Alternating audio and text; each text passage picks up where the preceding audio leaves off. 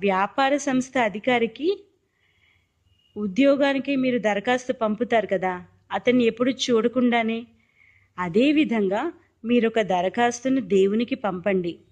అయితే ఈ దరఖాస్తు కాగితంపై కాక మనస్సు అనే కాగితంపై రాయాలి.